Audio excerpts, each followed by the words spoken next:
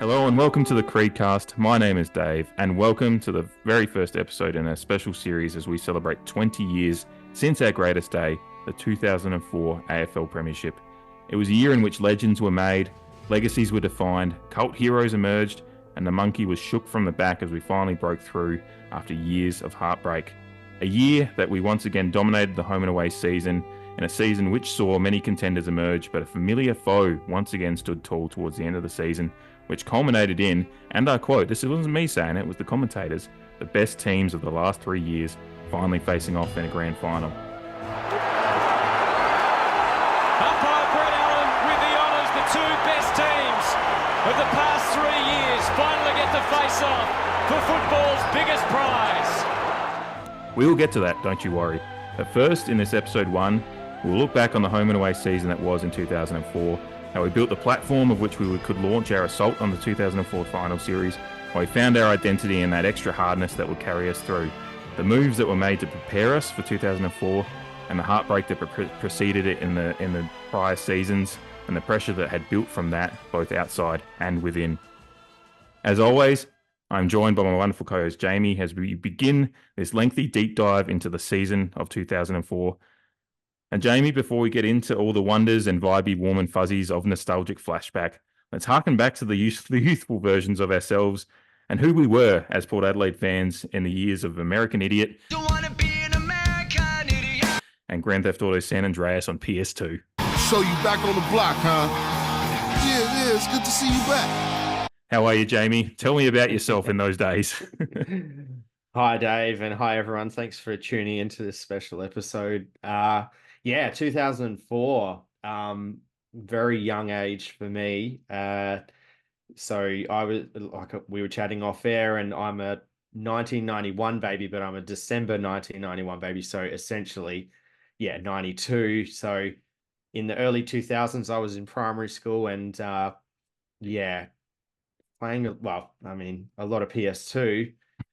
But it's just, in 20 years, it's funny how just things meld together in your mind and memories like, music, games, pop culture at the time. It all kind of just blends into one and hard to grapple with until, you go back in time and look at these types of things. But, a very useful and kind of, like, to be honest, very unaware football fan back then, a very kind of absent football fan. Because just a bit too young to really become fanatical about it, which is probably appropriate at that age, not to be a fanatic and whatnot. But interesting time of life, that's for sure. Yeah, you develop that fanaticism with there's like the years of mileage that come with being a football fan, the ups and downs. That's kind of what hardens you as a fanatic in a weird way. Yeah, I think I'm a January 88 baby, so a few years on you. But so I kind of had gotten through to that point where I had started to become a fanatic, much to my parents' chagrin. Especially them and my siblings. In a Port Adelaide regard, yeah. But they just didn't like that. They were just like, why you like this? When I'd be like devastated at, one of the losses in that season or whatever. Now they begrudgingly accept it 20 years later. They still wonder what's wrong with me. But when I was, 11, 12, those years was when, the first couple of years of us in the AFL competition. And I had the poster on my wall. I was collecting every poster and stuff that came in the advertiser, but I wasn't like in the ins and outs of it. Like if we started losing a game, we'll run through some games here in a little while. We'll run through all the games of the season. For example, there's a loss that we'll talk about that was quite hefty. I think I don't remember it well. And I think it's because I just walked out of the room at some point and I grew up on a farm. I used to just go ride my bike or something if we were losing heavy. So whereas now I begrudgingly watch through because I want to know what happened. Whereas when you're younger, it's like that simpleness, that more simple fandom is, if we're winning, I'll keep watching. If we're losing, fuck it. I'm not sitting here and keeping on watching because ride my bike. Yeah, I'll just go ride my bike like for, into town or whatever. Like, at 16, I was starting to probably get to that point of watching. I was watching a few losses and starting to it was for, and being that we were good probably helped. I will acknowledge that. That's what, but formative years as fans this is what Sure, does yeah. bring you in. Particularly when you don't have parents to kind of carry the passion along with you and kind of like keep it ingrained in you. Like my Yeah. dad is a Port supporter all his life. He was born in Taparoo and Mm, grew up with the Magpies and whatnot. But I guess like when you start becoming a fan or a fanatic or whatnot, it's usually when you kind of start being taken to football games or whatnot. Um, Particularly for me, and I think a lot of other people. But as well as that, on back on a personal level, like I didn't do any Oz kick as a kid. I mm, didn't play any club football. I played a bit of like school football.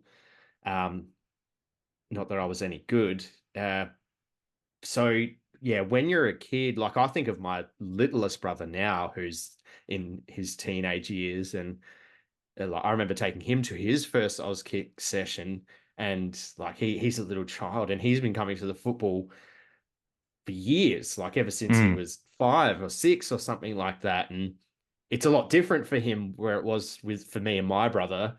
Um, and like I've appeared, I was a guest on Donny's Disposal, our friend Donny from the mm, US, not this season, last season, and we chatted about like how you kind of introduced to football. And my introduction to football, more so going to games, I was young, but my dad worked for a company that had a corporate box, so mm, it was only a handful of games over a multi-year period where dad was lucky enough to get invited to a corporate box or have the corporate box and invite some friends. And again, like me and my brother were only interested in like party pies and sausage rolls and free soft drinks and things like that. mm, I remember, I mean, David Neitz, we seem to play Melbourne.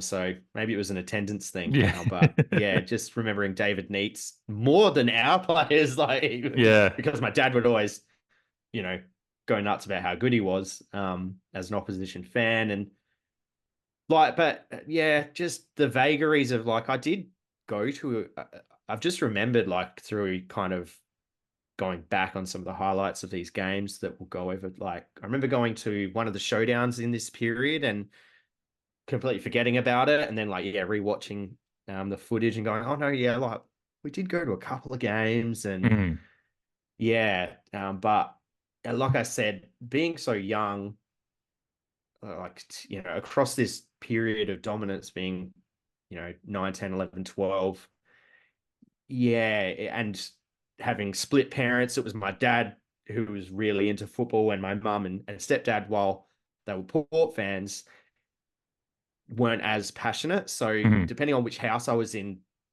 influenced whether football was on the mind, particularly of my parent, or if I was outside, yeah, playing games with my brother or riding my bike or yeah, just not really paying attention to football. yeah. So yeah, it's interesting and everything's kind of looked back on in retrospect. Mm, Not only with this period of dominance, but yeah, obviously going further back to the history of the Magpies and other things like that. It's all kind of research based rather than first-hand memories, yeah. particularly for me. Yeah. I guess that's why it's so important to do stuff like this and what we're embarking on this journey, going back and looking at it. Because one, it's just like, what's the point of doing this fan stuff and being fans if you can't enjoy the successes you had in the past? I know we all want it now, but this is why we do this, Absolutely. is to be able to look back on your DVDs and the highlights and enjoy those past players that were great for our club. And it's just been so much fun going back and doing that. And then, yeah, it's also important just for those people that weren't around at the time as fans or just weren't even, now we're 20 years on, there's kids that are 15, 16, or as, your age at the time, 12, like that literally weren't born. So this kind of stuff's important for them to be able to to bring context into it and talk to them and show that you can just enjoy the hell out of this experience we went through, because it was an incredible season and an incredible previous seasons, unfortunately. We'll get into that in a second. The one thing I wanted to say, how you brought it up, and it just again brought back a memory of mine, that not from this 2004 season, but a season or two before, where we played Brisbane at Footy Park. and my dad got invited to the corporate box for elders, like because we were farmers. So Yeah. and the soft drinks, the fish, like they had like a big fish. I don't know if it was I can't remember what kind of fish it was, but you All could just right. pick off. It was a real fancy spread of stuff, and then Yeah, snacks. And yeah. I think that was no, it might have been 2000. I feel like I was 12, so it might have been the 2000 season. I know we won the game by about 6 goals, so I'd be able to find it at some point. But my parents are Crows fans, so they just my mum doesn't drink, my dad does. So she drove. I drank soft drinks and just sat at the front of the box, like the only one in the Yeah. box actually watching the footy. And one of the eldest guys occasionally came up and was like, "Oh, David, you want another soft drink, buddy?" I was like, "Okay, I'll have a 10th Coke." Like, and then my dad, meanwhile, in the back of the thing is going, "Yeah, I'll have a 10th glass of wine." And he got on the radio after the game to Andrew Jarman on Triple M and got hung up on because he was so hammered that he couldn't make it. Incoherent. Yeah, it was just a really fucking good game, and both teams play hard, and like Andrew Jarman's like, "Oh, okay, yep, good call, thank I you." miss talkback. I miss like, well, not the Triple M's talkback radio, but like I miss post game radio from that time period as well, and kind of even like the little like the decade after. It's like it was still prevalent, taking a lot of calls and just really diving into the post match aftermath of either a win or a loss. I missed that in radio. They kind of just they wrap it up with the radio team. They might take a call or two, but yeah, they kind of move on a bit quicker these days. I Yeah, remember being younger and yeah, you're just hearing all sorts of opinions from all sorts of sobriety kind of levels or lack thereof, yeah, should I say? Yeah, it's another memory from yeah. like Because yeah, while I say that like this period of time is very vague in my memory, and I was kind of like not quite into football. It was kind of the period after this where I did start getting like it's when you kind of when I entered high school and kind of you're getting more friends and you're talking about sport, and I was a sporty kid coming into high school. That high school kind of brought that out of me a lot yeah, more. So yeah, like there's still elements of this time period that kind of carry on a little bit, but obviously, yeah, we're not talking about that. We're talking about this fantastic year where we got the job done. Yeah, absolutely. And I guess that's a good way to get into the first part of this episode, which is talking about the preceding years that were the highs and lows of 2001 through to 2003.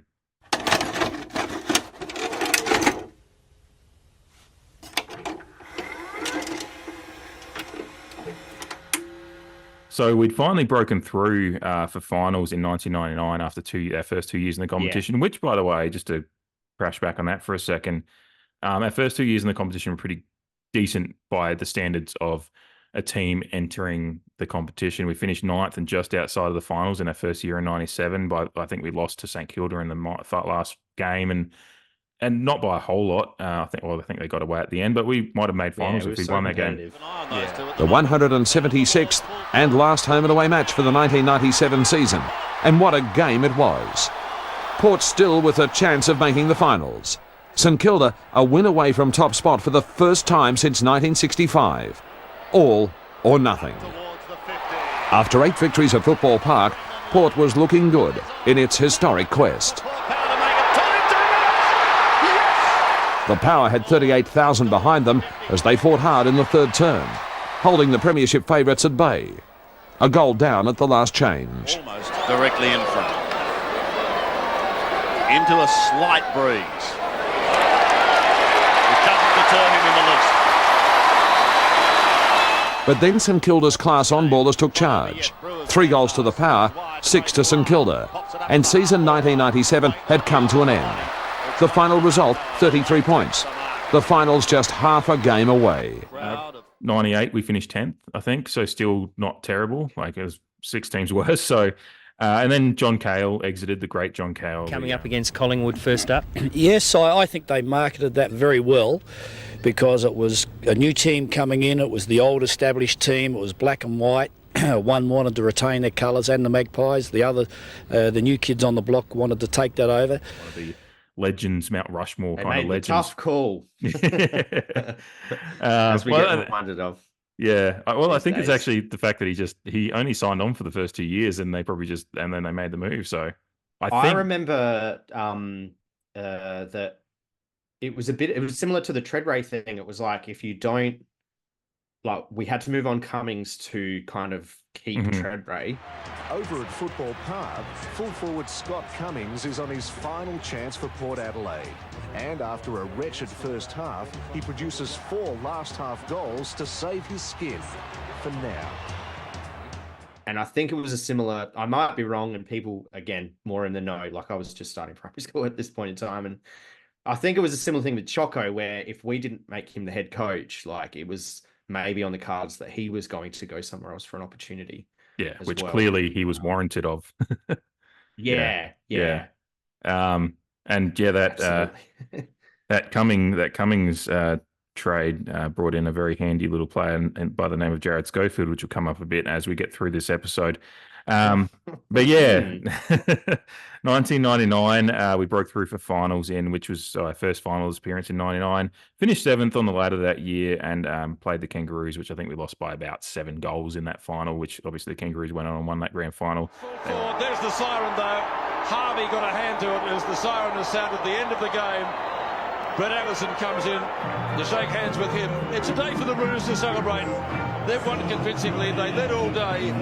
15-10, 100. Wayne Carey was the star. He kicked 6 goals, defeating Port Adelaide 88-56 in their debutante match as an AFL finalist. Yeah. More or less bordering on dynasty in those years. Probably missed a couple of opportunities. But then we bottomed out in the year 2000, finishing with 7 wins, 14 losses, and 1 draw to finish 14th. But that was the last time we'd finish outside of the 8 for the next 5 years. As 2001, we flew up the table to finish 3rd with 16 wins, 6 losses. But this is kind of where the story of the heartbreak begins, because we lose our qualifying final against Brisbane, which is away, the Gabatoir. You mentioned Daryl White. There's the siren. If the Brisbane Lions need any added incentive in their preliminary final, it'll be Daryl White's 200th game. They're successful here tonight. Emphatic winners in the end. 12 goals, 16, 88. Eclipsing Port Adelaide, 8 goals, 8, 56. The Brisbane Lions through to the preliminary final. Gabba's been at any time Brisbane are half decent, the Gabba can be a very tricky trip, and as well as for cricket teams, apart from India a few years ago. But yeah, we dropped that one. Yeah, okay, your first qualifying final. You're not getting too bent out of shape, but then you think, oh, okay, we come home, play Hawthorn at home in the semi-final, and have a 17-point lead at 3/4 time, only to drop away and lose in a heartbreaker. Well played. Loose player in the middle. Hawthorn a big chance. The mark is dropped by Leckus. Leckus now on the lead is Barker. And Barker is marked in front of Mead.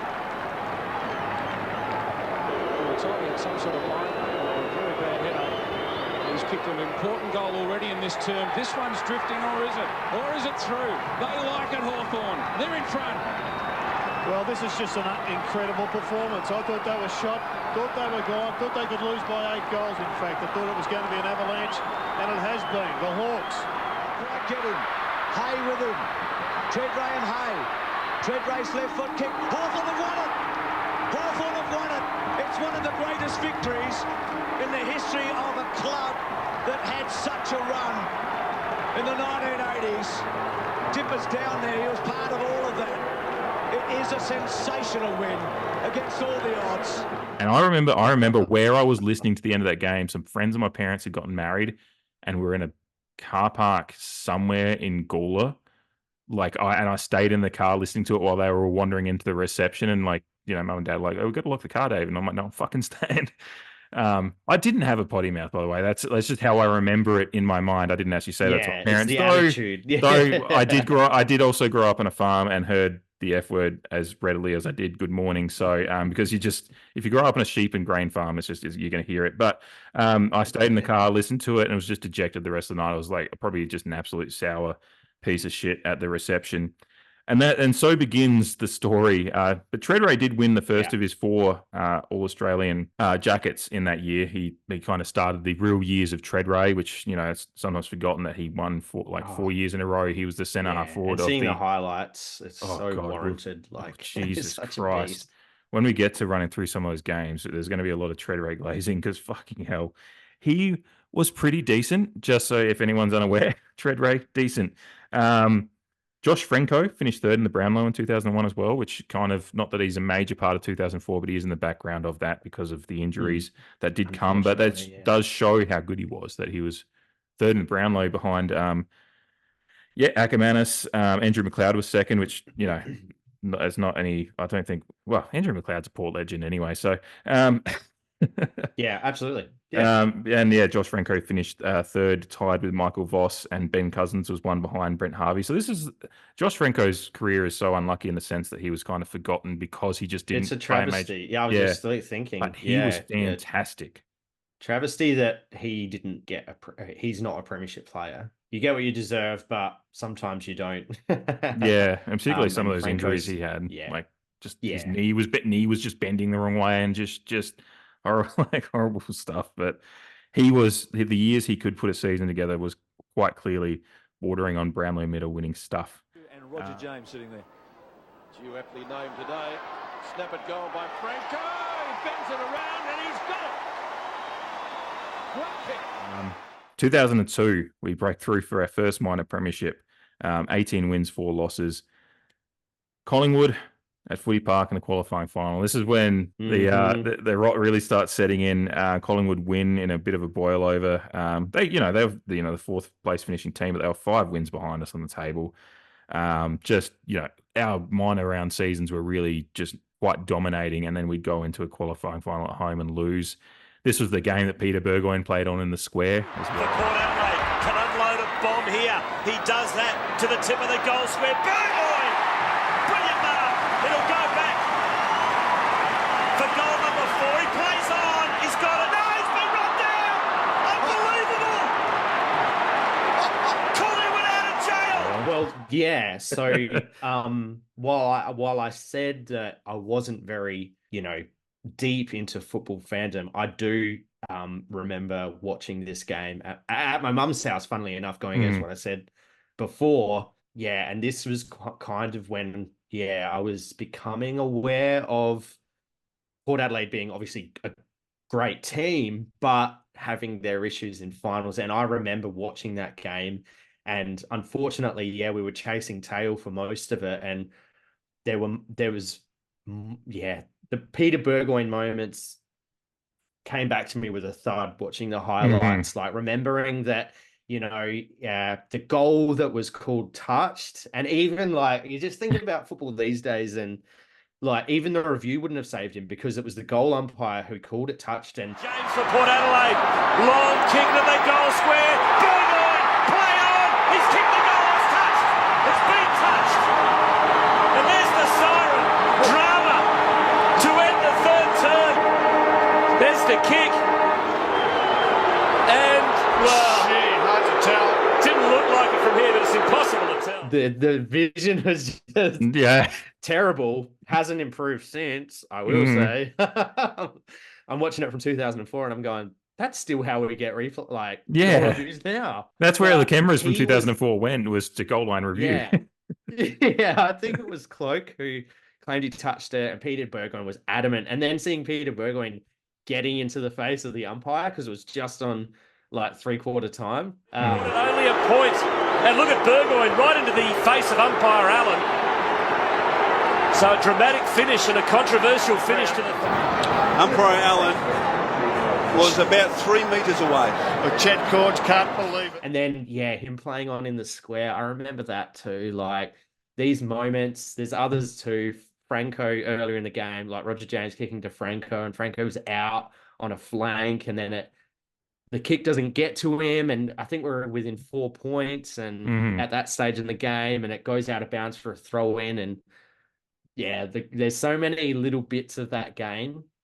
It's like sliding doors. But now, it's like sliding doors moments. That entire game, we could have, if we could just get one of those moments that we fucked up to actually just get your within nose the in front goal. at Yeah. home. Mm-hmm. Yeah, the other thing that I thought was interesting going back and watching these is the lack of crowd even like in the home and away season at Amy Stadium, but even at these finals at home, the prelim, like in 04, particularly the prelim, like it was chockers, but like seeing so many vacant seats in some of these games, and it kind of just, because I remember being a member at Amy Stadium again after this period of dominance, and the perception of Amy Stadium just really was quite fucking shit from a Port Adelaide supporters' point of view. We felt that we were going to a Crows home ground while we're playing our home game. You know, they had their fucking bullshit crow shed and training facilities and whatnot. And looking back, that perception was obviously there a long way before it came to a head, and like our administration got the ball rolling, moving to Adelaide Oval. But it just, I found that interesting too. Even in finals, like people didn't want to go to Ames Stadium, because they fucking hated it. Yeah. No, I thought that like a lot of those, when we get to the 2004 games that we ran through a lot of the highlights for, and the footage, a lot of empty seats at games. Like I think they still getting 25, 30,000 or whatever. But I think it's just 35s as well. Yeah. It's just like, I think it shows like, and it just the stadium was such a weird kind of build nowadays looking back at it. So obviously we won a lot of premierships as the Magpies there. You're only getting there to play finals, and so we actually still were playing at Alberton as the Magpies. So, but yeah, when it came to the AFL era, our Port Adelaide supporters' perceptions of that ground, turned for the worse. And I remember it coming to a head in the late 2010s, and like even going back to the early 2000s, purely from a crowd point of view, you could tell that those seeds were being sown, or those perceptions were being had much earlier. Yeah. And look, it's worked out for us quite well since. So we lose to Collingwood in that qualifying final. We beat Essendon in the semi-final at home, so we actually get what is our first finals win in our AFL era. And you can't. It's a free kick, isn't it? There's got to be a free kick. There'll be a free kick out of this. He should not bounce that ball because there are still other players in the square. Chips up and misses his mark. There's back there Sean Burgoyne, who plays on.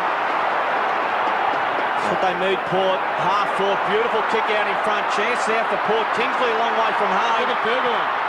On his left foot, out in front. He will get it. Does he keep it in? He's got it. It's an open goal. Port's first. Field short. Treadray's got it. Hands off quickly. Chance for Port. That is a beauty. That's their second. And the second to Peter Burgoyne. Held the bump beautifully. Stuart Dew. He's within range from there. Yes, look out. It's online. Port have kicked their third. And Football Park get to their feet. The pressure going back on Port. Corns back on the ground. Stevens, Primus, goes for it over the top. Said Schofield starting to find it. That's better. Into the square. Wellman. Treadray. He's done it. They're in front. Port are in front. I don't understand why Port don't go in long. Bombers with their size. Lacking size, then he won't clear it. A chance there. Look out, Bombers. Nick Stevens with a goal. It is all Port now. He's starting to open up. Has to move it. That's a better kick. Direction of Corns. Corns got it and moves. Can handball around, and he will finish. It is the numbers. Nick Stevens had a wonderful third quarter. Treadray, he finishes them off. He puts it to bed. Port are into the preliminary final. It was the gorilla, wasn't it? And that is it. Port have come through. And after half-time, that man, Chad Corns, one of the instigators, they turned it around. And in the end, sailed home for a 23-point victory. But then we lose to Brisbane in the away prelim, which we gave ourselves by virtue of losing the qualifying at home. That was also the year, and I know that you and I were both we'd forgotten about this. That's we lost to Brisbane pretty handily by almost 10 goals in the prelim up at the Gabba, but Adelaide lost in a 4-goal loss to Collingwood at the MCG in the other prelim. So if those results flip, we get a showdown grand final in 2002, which I don't know how well I would have handled it then. I wouldn't handle it at all now. So that's another Adelaide little. finished third in the minor round. Yeah, just some of these Yeah. things. Yeah, sliding doors moments again, just are lost in the sands of time. Yeah, because you can't. It's amazing that both Adelaide teams got through to a prelim, even if they both lost. Prelim, yeah. It's incredible. Josh Franco again in top 2 in the Brownlow this year. This time finishing on 21 votes behind Simon Black's 25. I bring that up again just to highlight. He obviously his injury trouble started in 03 and really didn't make it back much. He did make it back, but that was 05 and obviously wasn't the same player. But bring it up to highlight again just how important he was to the start of our run and dominance in these years.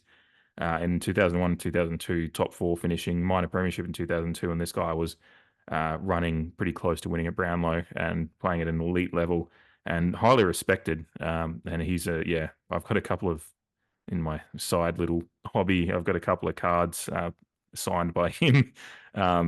There's a great card. They do a series where they get like 2 players that wear the same number to sign it, like a past player and a present. So they've had a Zach Butters and Kane Corns one from when Butters was number 18. I've got that one. They've got a Travis Boak and Josh Franco one, and I've got that one as well. And it's one that I really wanted to have because of how much I loved Franco at the time. Yeah. It's a good point. It's a good little nugget of history and signed even better. But bit of a question without notice. Love him. Although Franco has obviously finished what was at 3rd and 2nd in the Brownlow, perhaps was maybe the reliance on him a little bit too high for those initial pushes for our elusive premiership in those years. I'm not sure if you can shed a little light on that or whether it's kind of an open question. Yeah, I don't know. I don't think so because I think you always, if you're a good team, you usually have one player that kind of takes the votes. So, when we get to 2004, there's probably they stole them off each other a bit, which might speak to your point. And then even, back in 2021 when we had Ollie Wines win it, Boak found himself up with 25 points as well. So you can get, but these years, these early 2000s years was still the years that you had lower vote totals. Players, forwards, and backmen could get votes a little bit more often than not. I'm not sure it's too indicative of reliance. I think without going back and watching a lot of football footage from that time, I think he was just a star, and he was. I do remember at the time the injuries when the injury troubles really set in after 2002. That he was quite. It was quite devastating. I remember the news hurting me as a fan because he was one of my favorites. So he was the out and out kind of star of the team, and I don't know if him getting it's a weird thing to say. Does him getting injured help open up some opportunities for some of those others? But they probably naturally come through. Peter Burgoyne was hitting 24, 25 in the next couple of years. Kane Corns was coming in the next couple of years. Obviously, and some of those other stars that came through, and Josh Carr was 23 in our premiership winning team, so he's just a young player, just starting to get some time. And even I'm just looking at the leaderboard. Like Roger James in 2002 had 12 votes. He was our next best. I've just been looking at that too. I think 2001 Nick Stevens had 11 votes, which we'll get to that in a bit. But I'm not sure. It's an interesting question to bring up, but I think it was more our failures. I guess let's talk about it, and we'll talk about the failures and what it all meant at the time. But 2003, we again finished minor premiers with an 18-4 record. But Sydney have come to Footy Park, and this is when the choker thing really took off. I think once we lost that 03 one. Line made it tough for Kingsley. Hit him in against the line. Siren! Oh, one of the all-time unbelievable finals wins. The Sydney Swans have confounded the critics again. And what can you say about Port Adelaide? You can say it's going to be a very dark night of the soul for Mark Williams.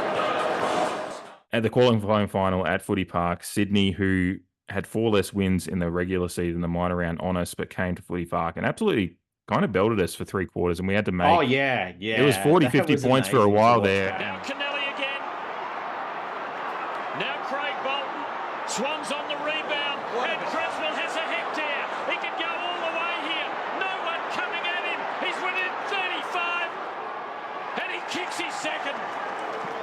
Yeah, we came back and ended up losing by 12 points, but that's kind of flattering on the scoreline, you know, to make a comeback. I think so too. Yeah.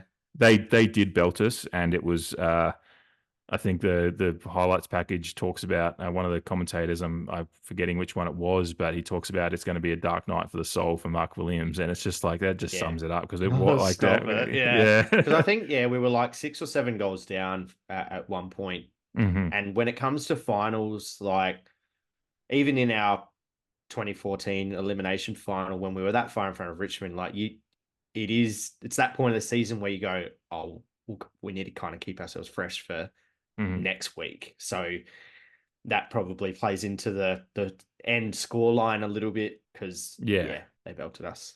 Yeah, absolutely. They would kind of put the cue in the rack a little bit too. Yeah. And they probably would have known, especially they had the week off anyway, but But there is still like, you're going to maybe back off of like some of those heavy hits and whatnot. Just because you don't want to go in and put a hard bump in and dislocate your shoulder when you're 48 points up or whatever. So that lasts longer than 2 weeks. Yeah, or a broken collarbone. We again, funnily enough, end up with Essendon coming to Footy Park in the semi-final, and again we get a comfortable win there by six odd goals there. But then we have to go to the MCG to play Collingwood in the preliminary final because again we've given up the home final run that we could have had. Buckley, Cochrane is his tormentor for the afternoon. Byron Pickett. Oh, flying snap from Byron Pickett. What a way to start. There's plenty happening. Laid. Into the path of Woden. And now Holland over the top. Ben Johnson drifting into attack. And kicking the goal. No one to kick to. So he kicks it for himself. That's great play. Sensational stuff from Gavin Wanganeen. What an inspiring piece of play. Fraser overruns it. Sean Burgoyne to his brother Peter. Oh, he kicks a goal. Sensational stuff from Peter Burgoyne. Chance for Port Adelaide. Pickett roaming forward. He'll play. Oh no, he thought about it. It went through his mind. Collingwood players on the mark. Comes in and kicks it accurately. Margin back to 11 points. Can run forward. Leon Davis though, his first touch of the day. What a touch it is! It's a goal! What an inspired selection! Christian's pointing directions from the commentary box. Rocker's gone for a booming kick to the square. Another goal, a curious turn. Jason Cloak, the heartbreak from last year in the preliminary final.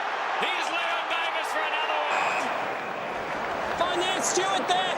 Get ready for a thunderous roar. And we get belted again in the prelim because we just can't. We just have had to run. You know, the season would have been building with how we finished with minor premiers to, you know, build fitness blocks based on, and I don't know how much they did fitness blocks as much back then, but they would have been planning around a break, and then they have to run through and win games and lose them and go away, and we just didn't. And that was another storyline that was bubbling going into 2004 as our record at the MCG. But yeah, we get spanked, and there's the famous footage that you'll see of just the team leaving the field and Collingwood fans just leaning over the rail, scarves around the neck, yanking on their scarves, imitating, choking, and it's a.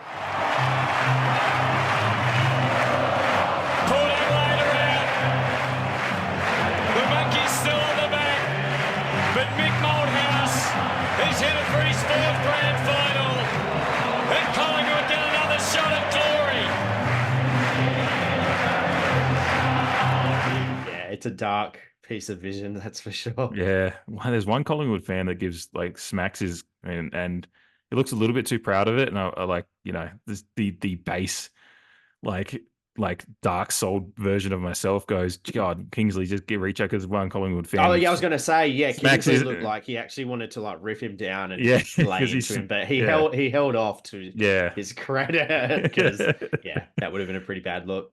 Yes, yeah. But yeah, so this is now we've gone through 3 years of footy, 2001 through to 2003, finishing in the top four. Obviously, finishing third in 2001 gave us a little bit of a harder road through the finals, but we still went out in straight sets. But the real tough one was the next 2 years, giving ourselves the ultimate platform, finishing top, knowing that you'd have home field no matter what going through.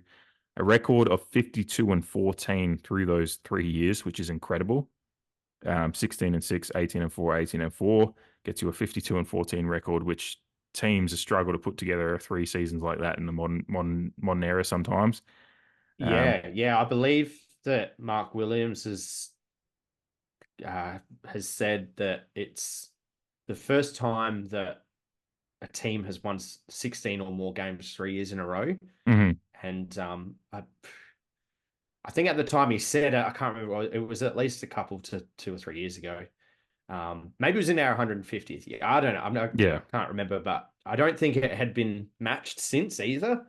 There's been a few dominant sides over the last 5 to 10 years though. So yeah, I'm just trying to think from a wins perspective. It's not necessarily minor premiers. It's the 16 plus wins 3 years in a row, which just an amazing effort. And yeah, some of those like becoming the minor premier by what was it, 3 games? Yeah, clear. That was 2003. We finished 3 games clear. So yeah, and that's what makes it so much more heartbreaking. Knowing that seems to be Port Adelaide's kind of identity in the AFL was being a great home and away team. Yeah, unfortunately, no matter what era. And we won 8 games to finish off 2003 as well. Like we were on an 8-game winning streak going into the finals. So that Sydney loss really was a boil over and one of the major upsets, probably in finals history as far as just how dominating we were, and which is unfortunate. But that is the story that leads us into where we're going. It also, the monkey on the back was a big thing that people said a lot at the time. They just called it, that was a colloquialism that they like to use, that, it's just a monkey on the back of the team, as well as chokers was really becoming a thing, as evidenced by that footage. And I think probably the real kind of boil over moment of the off season, as we kind of dealt with the aftermath of another finals failure, was major sponsor, and I'm sure plenty who have seen our Guernseys back then, even if you weren't a fan back then, our major sponsor was Alan Scott of Scott's Transport, which is a trucking magnate down in based in Mount Gambier, which is in the southeast of the state. Beautiful area of the state, by the way.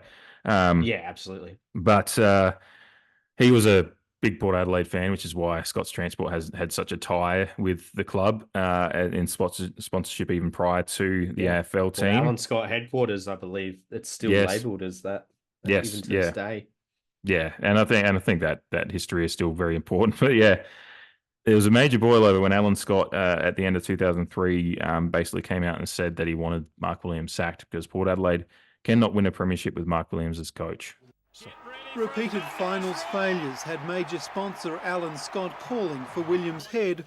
I mean, I know you said your memories are up and down because of your age and everything, but do you remember that as a storyline? Because I don't remember it firsthand, but obviously, everything in retrospect. But like, I've said to you previously that in the age of Blockbuster Video and Video Easy and things like that, the Friday you're going to and renting some movies to watch or whatnot. But then there was some weekends that, again, I was with my dad at his place, and sometimes we wouldn't, and it'd be like, oh, what are we going to watch this weekend? And so we just chuck on the victory pack, and obviously, these you're watching that's the full games and whatnot, but you're always hearing Mark Williams go, Alan Scott, you're wrong, and but then you're going back and looking and going, yeah, wow, what was that all about? And they're reading news articles and kind of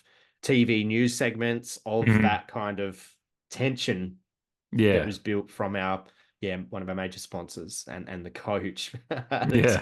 Yeah. Which is incredible to think of. About pressure from all angles. Yeah, it's just incredible to think of in modern times. Like just trying to think nowadays if a major sponsor came out, of, I guess, Port now would be an interesting parallel. But any of the major teams that are trying to break through for a premiership, maybe whoever Brisbane's sponsor is currently, which is kind of a cool parallel as well, because they're on a similar. Chris Fagan's had those same questions as well.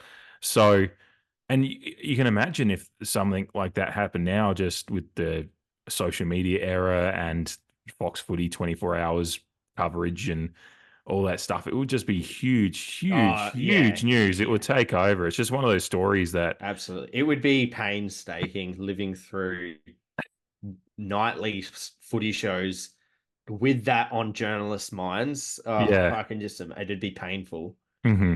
Yeah, but that's actually the reality we had to live at the time. Just thankfully, not so much in a social media era or anything like that. But the tensions were bloody high. That's really what it is. So yeah, 3 years of what was considered an abject failure. The major sponsor coming out and wanting the head coach sacked, and in particular Mark Williams, his family history, the kind of the first family of Port Adelaide with Foss and just that family connection there. So it's a significant kind of butting of heads between such a esteemed figure. Because Mark Williams, in of himself, even before we get to the eventual premiership win, was a quite accomplished football player, had a good career, as well as having some success as a coach, at least in the minor round, the home and away season. So yeah, to have the major sponsor butting heads like that was huge and quite a significant factor in what was kind of the pressure cooker that was building going into 2004, which leads us to the preparation of the season. Alrighty, that's the end of the free preview. Get around the Patreon, patreon.com/thecreed1870, patreon.com/thecreed1870. You'll get the full podcast there, the rest of the series there, as well as all the other content that's coming. You're going to love it. Guarantee it. Get around it. Patreon.com/thecreed1870. Calm the bear.